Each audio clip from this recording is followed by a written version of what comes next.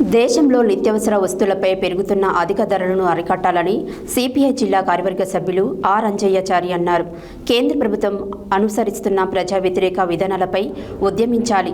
దేశంలో పెరుగుతున్న నిత్యావసర వస్తువుల అధిక ధరలను అరికట్టాలి. సిపిఐ జిల్లా కార్యవర్గ సభ్యులు ఆర్ అంజయ్యాచారి అన్నారు.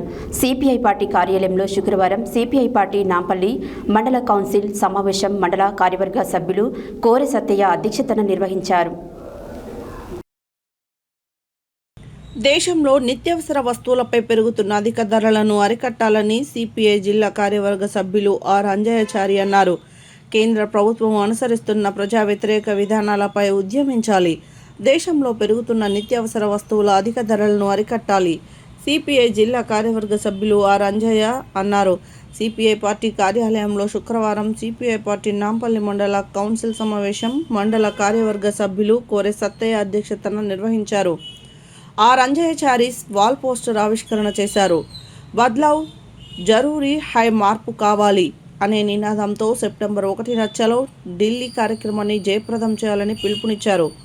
అందులో భాగంగానే కేంద్రంలోని బీజేపీ ప్రజా వ్యతిరేక పాలన నిరసించండి, ఆగస్టు 6 నుండి 14 వరకు సిపిఐ పార్టీ చేపట్టిన పాదయాత్రలను జయప్రదం చేయాలని, అదేవిధంగా ఆగస్టు 10వ తేదీన నాంపల్లి మండలానికి జీబుజాత చేరుకున్న సందర్భంగా మండలంలో అన్ని గ్రామాల నుండి 100 బైకులతోటి అన్ని గ్రామాల మీదుగా జరిగే బైక్ ర్యాలీ జాతా కార్యక్రమాన్ని విజయవంతం చేయాలని కోరారు.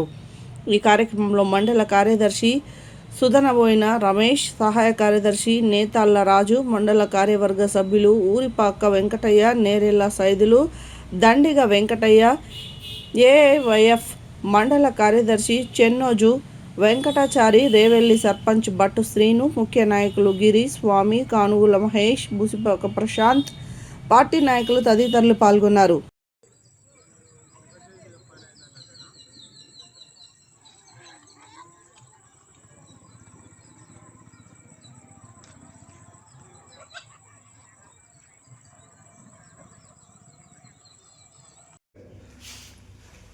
ఎందుకంటే చాలా రోజుల తర్వాత మనం గ్రామాల్లో ప్రచారం చేస్తున్నాం కాబట్టి, ప్రధానంగా కేంద్ర ప్రభుత్వం కేంద్రంలో బీజేపీ అధికారం వచ్చిన తర్వాత ఇప్పటికి 12 సంవత్సరాలు అవుతాం. ఈ 12 సంవత్సరాల్లో భారతీయ జనతా పార్టీ అధికారంలో ఉండి, అధికారం రాకముందు వాళ్ళు మేనిఫెస్టో పెట్టారు. ఈ భారతదేశాన్ని మొత్తం మేము ఏదో మార్పు చేస్తాం, ఈ భారతదేశాన్ని ఎక్కడో అంతర్జాతీయ స్థాయిలో మేము అభివృద్ధి చేస్తాము. ప్రజలని ఆకర్షితులను చేయడానికి సోషల్ మీడియాని, ఇన్స్టాగ్రామ్ని, తర్వాత ఫేస్బుక్, ఈ దేశంలో ఉన్న సోషల్ మీడియాని మొత్తం భారతీయ జనతా పార్టీ 75% కొనేసి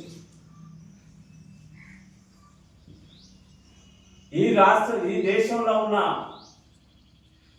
ఎక్కడైతే పెట్టుబడి వ్యవస్థ ఉన్నదో కార్పొరేట్ వ్యవస్థలు మొత్తం గుజరాత్లో దాదాపు 50% ఉంటుంది. అదాని, అంబానీ అలాంటి వాళ్ళు వాళ్ళ దోపిడీ కొరకు మనం గతంలో కాంగ్రెస్ ఎంబడి ఉండి మనకు పార్లమెంట్లో 62 సీట్లు ఉండేవి. మనం 62 సీట్లు మనకు సిపిఐ సిపిఎం కమ్యూనిస్టులకు ఉన్నప్పుడు ఈ దేశంలో నడుస్తున్న అవినీతి మీద, అక్రమాల మీద, ఈ దోపిడీ వ్యవస్థకు ఎప్పటికప్పుడు మన కమ్యూనిస్టులు వీళ్ళు దోపిడీకి వ్యతిరేకంగా కంపెనీలు ఎంత నష్టం చేస్తున్నారో దాని మీద మొత్తం చిట్టా తీసుకున్నారని ఈ దోపిడీ వ్యవస్థ మొత్తము గుజరాత్లో ఉన్న మోడీని పట్టుకొని మనం ఈ కమ్యూనిస్టులు, కాంగ్రెస్ వాళ్ళు కమ్యూనిస్టులు లేని బయటికి వెళ్ళారు. కమ్యూనిస్టులని మనం పైకి తీసుకొస్తే మనకు తీవ్రమైన నష్టం జరుగుతుంది. ఈ పెట్టుబడి వ్యవస్థ తీవ్రంగా నష్టపోతుంది, మన కంపెనీలు దివాలా తీస్తాయి. ఇది సమసమానత్వం అంటారు. మనకు నష్టం జరుగుతుందని ఈ పెట్టుబడి వ్యవస్థ మొత్తం మోడీని పట్టుకున్నారు. కాంగ్రెస్ కూడా ఎంట్రీ ఇచ్చింది, కమ్యూనిస్టులను దూరం చేస్తేనే మీకు ఆర్థిక సహకారం చేస్తాం.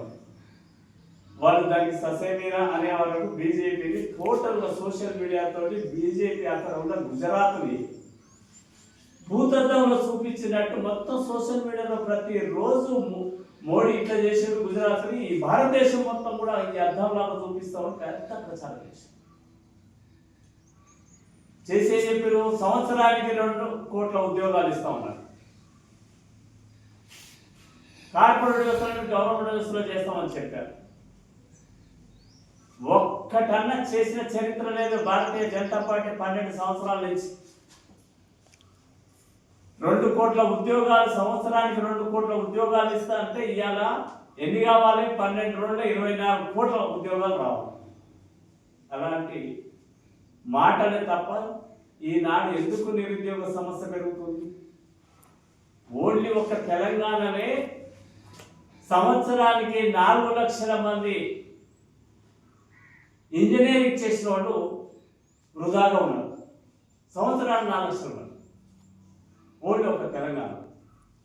మరి భారతదేశ వ్యాప్తంగా ఎన్ని లక్షల మంది విద్యార్థులు కావాలా? అలాంటి వాళ్ళకి ఎక్కడ ఉద్యోగాలు లేవు. ఉన్న పరిశ్రమలు కూడా ప్రైవేటీకరణ. ఇవాళ విమానాశ్రయాలను ప్రైవేటీకరణ చేశారు, ఎల్ఐసిని ప్రైవేటీకరణ చేస్తున్నారు, బ్యాంకులు ఉన్న బ్యాంకులను కూడా ప్రైవేటీకరణ చేస్తున్నారు, అంత కుదింపు చేస్తున్నారు. ఉద్యోగాలు ప్రభుత్వ ఉద్యోగాలు అనడానికి వీలు లేకుండా చేస్తూ ఉన్నారు. నా కొడుకు గవర్నమెంట్ ఉద్యోగాలకు ప్రాధాన్యత లేదు. వ్యవసాయ రంగానికి ప్రత్యేకమైన ఉన్న హక్కులని ఆ చట్టాలన్నీ రద్దు చేసి ఒక 3 చట్టాలు తీసుకొచ్చారు. అంటే దేశంలో నువ్వు పండించిన పంటను ఎక్కడైనా అమ్ముకోవచ్చు. అంటే ఇక్కడ పండించిన వాటిని తీసుకుపోయి భారతదేశంలో కానీ ఇతర దేశాలు అమ్ముకోవాలంటే సాధ్యమయ్యే పని. దానికి వెంటనే రైతాంగం ఢిల్లీలో సంవత్సరం 8 నెలలు తిండి తిప్పలు లేకుండా అక్కడే బంధించి ఉద్యమిస్తే మోడీ అప్పుడు తల వంచి క్షమాపణ చెప్పి దాన్ని సైలెంట్ చేసింది. కానీ ఇంకా పూర్తి అయినా రద్దు